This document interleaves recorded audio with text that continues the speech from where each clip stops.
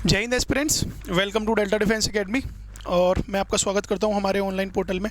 तो बच्चों, हम लोग ने वो बैच जो शुरू किया हुआ था शेरशाह 2.0 करके, तो उसमें 80 क्वेश्चंस किए थे हमने। और आज इस वीडियो को थोड़ा सा शॉर्ट रखेंगे और इसमें हम 100 क्वेश्चन ये पूरे कर लेंगे, ठीक है। फिर जो अगली वीडियो आएगी उसमें हम कोशिश करेंगे कि वो थोड़ी सी लंबी वीडियो हो, वो 100 से 200 क्वेश्चन हो। तो इसमें हम 100 क्वेश्चन पूरे कर लेंगे, ठीक है बच्चे। तो इसको शुरू करते हैं।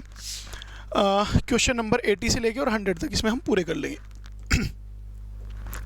क्वेश्चन नंबर 80 में पूछा हुआ है आपका कि वर्ल्ड एनवायरनमेंट डे की इस बार थीम क्या थी। वर्ल्ड एनवायरनमेंट डे की इस बार थीम क्या थी। तो उससे पहले तो हमें प्रायर ये पता होना चाहिए कि वर्ल्ड एनवायरनमेंट डे मनाया कब जाता है, इसकी डेट क्या होती है। तो ये डेट होती है इसकी क्या, 5 जून, ठीक है। और इस बार की जो इसकी थीम थी वो क्या थी, ओनली वन अर्थ। जो भी ये इम्पोर्टेंट डेज हैं इनकी थीम सीधे सीधे पूछी जाती है आपके एनडीए में भी और सीडीएस में भी, ठीक है बेटा। आगे बढ़ते हैं। प्रेसिडेंट इलेक्शन से क्वेश्चन आते हैं सीधे सीधे। और श्रीलंका इसलिए इंपॉर्टेंट है क्योंकि ये हमारा नेबर है। तो इसका प्राइम मिनिस्टर और इसके प्रेसिडेंट के, इस बार प्राइम मिनिस्टर कौन बना था और प्रेसिडेंट कौन बना था। इसमें हम लोग को पूछा हुआ है कि इस बार के जो प्रेसिडेंशियल इलेक्शन है उनमें कौन जीते थे, कितने वोट से। इसमें वोट्स भी मेंशन किए हैं कि 134 वोट से जीते थे। तो साजिद नहीं, दुलाज नहीं, अनुरा नहीं, क्या आंसर है इसका, रेनिल विक्रमसिंघे, ठीक है। रेनिल करके याद रखना कि इस बार का जो प्रेसिडेंट इलेक्शन जीते थे वो रेनिल या रनिल ये जीते थे, ठीक है। Next question. जब ये क्वेश्चन आया करे ना तो वीडियो को 10, 20, 30 सेकंड के लिए अपने जीवन में से कीमती समय निकाल के, वैसे तो बहुत व्यस्त लोग हो तुम लोग, तो 30 सेकंड में तो बहुत ही नुकसान हो जाएगा, पर फिर भी कोशिश किया करो कि 20-30 सेकंड क्वेश्चन को ऐसे पॉज करके और सोच के उसके बाद वीडियो कंटिन्यू किया करो, कि खुद का आंसर एक बनाया करो, उसके बाद चेक किया करो कि आंसर ठीक है या नहीं है, ठीक है बच्चे।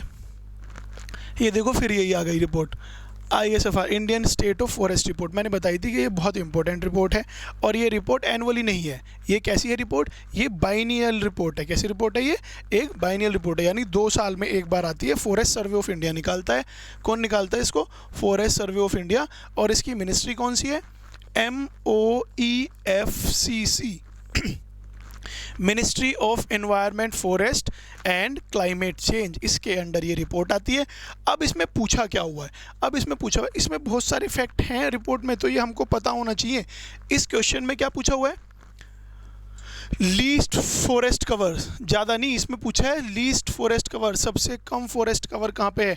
तो जो हमारा हमने ये जो रिपोर्ट है इससे 2-3 क्वेश्चन कर लिए, जिसमें बताया गया था कि सबसे ज़्यादा पोर्शन किसने बढ़ाया है, यानी फॉरेस्ट कवर में इंप्रूवमेंट सबसे ज़्यादा किसने दिखाया है। तो वो हमने आंध्र प्रदेश में देखा था। वैसे फॉरेस्ट कवर है सबसे ज़्यादा कहाँ, वो मध्य प्रदेश में था। और अब लीस्ट फॉरेस्ट कवर पूछा है, तो लीस्ट फॉरेस्ट कवर कहाँ है आपका, हरियाणा में है, ठीक है बच्चे, याद रहेगा। Who among the following serves as a chairperson of GST? Chairperson of GST कौन होता है, GST का चेयरपर्सन कौन होता है। वीडियो पॉज करो और बताओ। प्राइम मिनिस्टर होता है क्या, नहीं। यूनियन कैबिनेट सेक्रेटरी, नहीं। यूनियन कॉमर्स मिनिस्टर, नहीं। यूनियन का जो फाइनेंस मिनिस्टर होता है वही हमारा GST का जो है चेयरपर्सन होता है, ठीक है, याद रहेगा। Which of the following country had given name to the first cyclone इफनी of a, first cyclone of 2022। Asani cyclone का नाम क्या है, आसानी साइक्लोन नाम किसने दिया था, जो कि कहाँ पे आया था, नॉर्थ इंडियन ओशन रीजन में। क्वेश्चन में से ही हमें एक फैक्ट मिल गया कि जो आसानी साइक्लोन है ये कहाँ पे आया था, नॉर्थ इंडियन ओशन रीजन में। तो ये नाम किसने दिया था पूछ रखा है, ठीक है, नाम दिया था ये श्रीलंका ने। आसानी जो साइक्लोन है उसका नाम किसने दिया था, श्रीलंका ने, याद रहेगा, श्रीलंका ने। Which Indian weightlifter has won the gold medal in the men's 67 kg category at the ongoing Commonwealth Games in Birmingham? क्या आंसर है इसका, स्पोर्ट्स से बिल्कुल ऐसे सीधे सीधे क्वेश्चन पूछे जाते हैं। विकास ठाकुर, नहीं। गुरदीप सिंह, नहीं। जेरेमी लालरुंगा, नहीं। ये यस का आंसर जेरेमी लैलरिंगा, ठीक है, सतीश विरंगा ये नहीं है, जेरेमी आंसर है इसका। 67 कैटेगरी में कौन जीता था? Jeremy. Next question, who among the following is the chairman of the newly formed committee that will look at the ways to strengthen the agriculture marketing system? इसको बिल्कुल पॉइंट्स में अपने फैक्ट्स में ऐसे करके लिख लेना कि कमेटी से क्वेश्चन पूछ ले जाते हैं कि ये कमेटी किस चीज़ से रिलेटेड है, सिर्फ इतना पता होना चाहिए हमें कि ये वाली कमेटी किस चीज़ से रिलेटेड है। तो एग्रीकल्चर से रिलेटेड जो कमेटी है उसका नाम पूछा हुआ है कि इनमें से ये कौन से हैं। एग्रीकल्चरल मार्केट जो सिस्टम है इसके ऊपर जो कमेटी बनाई गई है उसको हेड कौन कर रहे हैं, ऐसा करके पूछ लेते हैं, ठीक है। तो इसके जो आंसर है वो है संजय अग्रवाल। क्या आंसर है? संजय अग्रवाल। एग्रीकल्चर की कोई कमेटी है जिसको हेड कर रहे हैं कौन? संजय अग्रवाल, ऐसे करके याद रख लेना।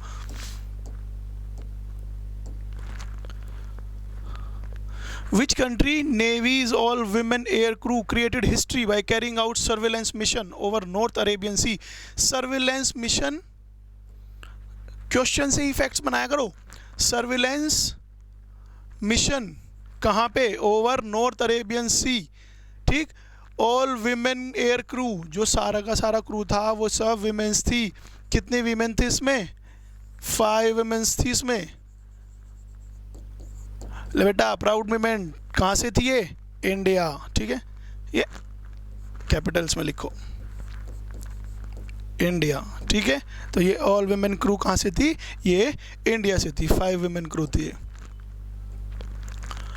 पंडित शिव कुमार शर्मा, ऐसे ऐसे क्वेश्चन आते हैं कि मतलब अगर तुम लोग ने न्यूज़पेपर की ना सिर्फ हेडिंग भी पढ़ी होंगी, अगर हेडिंग भी पढ़ी होंगी तो भी एनडीए का आपका जो करंट अफेयर वाला सेक्शन है वो क्लियर हो जाएगा। सीधा सीधा पूछ लेते हैं कि अभी अभी जो एक फेमस पर्सनैलिटी की डेथ हुई है वो किस चीज़ से रिलेटेड थे, ठीक है। तो इसमें पूछ रखा है पंडित शिव कुमार शर्मा। पंडित शिव कुमार शर्मा किस चीज़ से रिलेटेड थे? ड्रम, किस इंस्ट्रूमेंट से थे? ड्रम नहीं, तबला नहीं, सितार नहीं, किस चीज़ से रिलेटेड थे? संतूर। संतूर म्यूज़िकल इंस्ट्रूमेंट है। कभी तुम वो समझो वो जो ऐड वाले आती थी ना संतूर साबुन, जिसमें उस लड़की की मम्मी बहुत ही सुंदर सी होती है और उसमें बताया जाता है कि अरे ये तुम्हारी बेटी है, ऐसे करके, ठीक है। तो उसी को याद रख लेना कि पंडित शिव कुमार शर्मा जो हैं वो क्या बजाते थे? संतूर, म्यूज़िकल इंस्ट्रूमेंट है। हाँ जी, नेक्स्ट क्वेश्चन पढ़ो जरा। A person has visited a region in India and found aerial bridges that are built by weaving and manipulating the roots of the Indian rubber tree. ये बताया कि एक आदमी ऐसे किसी रीजन में है जहाँ पे एरियल ब्रिजेस हैं, और वो एरियल ब्रिजेस बने हुए हैं रूट से, किसकी? रबर ट्री की। तो सीधा सीधा अगर क्वेश्चन को पूछा जाता तो ऐसे भी पूछ सकते हैं कि एरियल ब्रिजेस जो हैं वो रूट से बने हुए हैं, किसकी? रबर ट्री की। तो ऐसे ब्रिजेस कहाँ पे पाए जाते हैं? ऐसे ब्रिजेस सिक्किम में नहीं पाए जाते, केरल में नहीं पाए जाते, अरुणाचल प्रदेश में नहीं पाए जाते, कहाँ पाए जाते हैं? मेघालय। ऐसे एरियल ब्रिज जो रबर से बने हों वो कहाँ पाए जाते हैं? वो आपके पाए जाते हैं मेघालय में, ठीक है बच्चे। नेक्स्ट क्वेश्चन ज्योग्राफी का है ये। रॉक्स आर एन एग्रीगेट, क्या पूछा हुआ है इसमें? करेक्ट स्टेटमेंट पूछा हुआ है हमसे, ठीक है, कि rocks are an aggregate of one और more minerals held together by chemical bonds. ये ठीक है क्या? ये बिल्कुल ठीक है कि rocks are an aggregate of one और more minerals held together by chemical bonds. ये बिल्कुल एक ठीक स्टेटमेंट है। जनरली ऑल रॉक्स में be classified into 3 major groups such as marble, limestone and felspar. ये बिल्कुल गलत है। रॉक्स 3 तरह की होती हैं बेटा। रॉक्स अगर आपको क्लासीफाई ही करनी है तो वो 3 तरह से होंगी। किस तरह से? इग्नियस रॉक, सेडिमेंट्री रॉक और मेटामॉर्फिक रॉक, ना के मार्बल, लाइमस्टोन और फेल्डस्पार। तो इसका आंसर क्या होगा? ओनली 1, ठीक है, ओनली 1 आंसर होगा इसका। क्वेश्चन नंबर 90 हो गया ये आपका। 91, hurricanes, willy and typhoons are names of. ये किस चीज़ के नाम हैं? ट्रॉपिकल साइक्लोन्स के, टेम्परेट साइक्लोन्स के, क्लाउड्स के या पोलर वर्टिसेस के? ये नाम हैं आपके किसके? ट्रॉपिकल साइक्लोन्स के। किसके नाम है ये? ट्रॉपिकल साइक्लोन्स के नाम है hurricanes, willy and typhoons. Next question, if you want to observe badland topography. ये कुछ फीचर्स हैं, कुछ फीचर्स दिए हुए हैं और उसके बाद आपसे पूछ लेगा कि ये फीचर्स आपको किस रिवर में दिखाई देते हैं, ठीक है। तो ये आपको दिखाई देंगे। अनड्यूलेटिंग फ्लड प्लेन, गलीज एंड रवाइंस, ये कहाँ पे बनती हैं? नर्मदा में बनती हैं, ब्रह्मपुत्रा में बनती हैं, गोदावरी में बनती हैं, चंबल में बनती हैं। ये बनती हैं आपकी कहाँ पे? चंबल वैली। ठीक है, कहाँ पे बनती हैं ये? चंबल वैली। ये मतलब कुछ टोपोग्राफी दी हुई है और उसके फीचर्स हैं, और फिर पूछा गया है कि ये किस रीजन में है, तो ये कहाँ पे है? चंबल वैली में है। Savanna region is generally not found in which of the following region, कहाँ पे सवन्ना रीजन नहीं पाए जाते?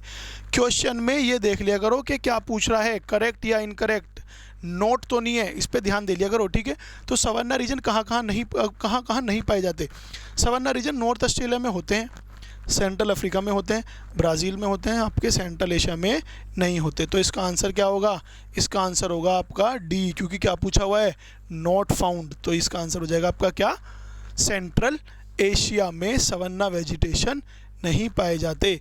वेजिटेशन में मैंने क्या बताया था कि सिर्फ क्या क्या याद रख लेना, कि एरिया कहाँ पे पाए जाते हैं मैप में देख लेना, उसके बाद रेनफॉल, और उसके बाद मेन स्पीसीज़ के वहाँ पे कौन कौन से जो ट्रीज़ हैं वो मेनली पाए जाते हैं वो देख लेना। ठीक है बच्चे? हाँ, सवन्ना का तो ये तो हो गया था, सेंट्रल एशिया। ठीक है, next question, which one of the following is likely to be most prevalent form of weathering in cold climate? Cold climate में सबसे ज़्यादा प्रिवेलेंट वेदरिंग किस चीज़ से होती है? ना तो केमिकल से होती है, ना तो बायोलॉजिकल से होती है, ना सॉल्यूशन से होती है, किससे होती है? फिजिकल से होती है। तो इसका आंसर क्या होगा? Physical. Most prevalent form of weathering cold जो होते हैं उसमें क्या होती है? फिजिकल तरीके से होती है। Soil creep, earth flow and rock slides are indicators of which of the following processes? soil creep, earth flow और rock slide ये किस तरह के प्रोसेस हैं और इनमें से किस में टर्म किए जाएंगे? ये डेल्टा फॉर्मेशन में बिल्कुल भी नहीं। डेल्टा फॉर्मेशन तो मैंने तुम्हें बताया था कि रिवर डेल्टा कहाँ पे बनाती है, यंग स्टेज, ठीक है, या मैच्योर स्टेज में बनाती है, या यूथ स्टेज में बनाती है, कैसे बनाती है। ठीक है, तो ये तो नहीं होगा। डेन्यूडेशन बिल्कुल नहीं होगा। माउंटेन बिल्डिंग में पूरा बिल्कुल डिटेल में पढ़ाया था कि किस तरह होता है, क्या होता है। माउंटेन बिल्डिंग में कहीं भी सोयल क्रीप या अर्थ फ्लो नहीं हो रहा था। ठीक है, ये भी मैंने बताया था कि किस तरह से मैग्मा आता है, किस तरह से बनाई जाती है, कौन सी फोर्स लगती है, कब तक लगती है। तो ये भी नहीं होगा। इसका आंसर क्या होगा? Mass movement. Soil creep, earth flow और रॉक स्लाइड जो हैं ये इंडिकेटर्स हैं किस प्रोसेस के? मास मूवमेंट के। ठीक है बच्चे? With reference to the freedom struggle of India, who among the following was not a part of Bombay triumvirate? Bombay triumvirate में कौन कौन से इनमें से कौन नहीं था? त्रिमुर्विरेत हैं तो मतलब 3 लोग होंगे, तो 3 लोग इसमें कौन कौन थे? केटी तेलांग थे, फिरोज शाह मेहता थे और बदरुद्दीन तयाबजी भी थे। दादा भाई नरोजे, जिनको हम grand old man of India बोलते हैं, ये हमारे इसमें नहीं थे। ग्रैंड ओल्ड मैन जिन्होंने ड्रेन थ्योरी दी थी, थ्योरी ऑफ ड्रेन दी थी। ठीक है, तो ये हमारे इसमें नहीं थे। तो इसका आंसर हमारा क्या हो जाएगा? इसका आंसर हो जाएगा हमारा दादा भाई नौरोजी, क्योंकि बॉम्बे त्रिमुर्विरेत में ये 3 लोग थे और ये नहीं थे। तो इसका आंसर हो जाएगा दादा भाई नौरोजी, क्योंकि हमसे क्या पूछा गया है? नॉट पूछा गया है। ठीक है बच्चे? ट्रीटी ऑफ सेरिंगापट्टनम किस एंग्लो मैसूर वॉर के बाद साइन की गई थी? ये पूछा हुआ है इसमें। Treaty of Seringapatam was signed after which Anglo Mysore war? First, second, third या फोर्थ? इसका आंसर होगा थर्ड एंग्लो मैसूर वॉर के बाद ये जो ट्रीटी है ये आपकी साइन की गई थी। Who among the following was a member of Simon Commission who subsequently became the British Prime Minister and later was to oversee the granting of independence to India and Pakistan? एक ही question में 2-3 question है कि इनमें से ऐसा कौन सा member है जो साइमन कमीशन का भी मेंबर था, ठीक, उसके बाद वो प्राइम मिनिस्टर भी बना ब्रिटिश का, और लेटर उसने जो है इंडिया और पाकिस्तान को इंडिपेंडेंस दिलाने में भी काम किया? विंस्टन चर्चिल नहीं, चैम्बरलिन नहीं, लॉर्ड माउंटबेटन नहीं। इनका प्लान था, माउंटबेटन प्लान था, उससे हमको वो मिली थी, लेकिन जो बाद में उस टाइम पे जो पीएम बने थे वो थे क्लेमेंट एटले थे, और एटले का स्टेटमेंट भी था जिसमें इन्होंने डेडलाइन दी थी। कुछ मॉडर्न इंडियन हिस्ट्री में पढ़ाया था मैंने नलाई को, ठीक है, तो इसको अगर वो भी तुम्हें इतना भी याद होगा तो ये आंसर आपका लग जाएगा। ईश्वर चंद विद्यासागर वो the great 19th century social reformer. इन्होंने सबसे ज़्यादा काम किस चीज़ पे किया है, या सबसे फेमस काम इनमें से किस पे किया है? एजुकेशन ऑफ वुमेन पे तो मतलब इन्होंने नहीं किया, जो एक बहुत ही प्रेवलेंट थे वो दूसरे थे, ठीक है, जो हमने बिल में भी देखा था पिछली बार, पिछले स्लाइड के क्वेश्चन में। अनटचेबिलिटी पे नहीं, तो ये दो ऑप्शन तो एलिमिनेट हो गए। अब बच्चे कंफ्यूज होंगे इसमें, विडो रिमैरिज में और एबोलिशन ऑफ सती में। ये दोनों बहुत ही फेमस वर्क हैं, लेकिन इन्होंने काम किस पे किया था? विडो रिमैरिज पे किया था। ईश्वर चंद विद्यासागर ने किस चीज़ पे काम किया था? विडो रिमैरिज पे किया था। ठीक है बच्चों, तो आपके ये 100 क्वेश्चन हो गए, और आपके जो अब आगे के क्वेश्चन हैं वो हम अगली वीडियो में कवर करेंगे। कोशिश करेंगे कि आप थोड़ा सा वीडियो जो है वो 50 क्वेश्चन की एक या 60 क्वेश्चन की एक हो, जिससे कम वीडियो में तुम्हारा ज़्यादा कंटेंट कवर हो जाए।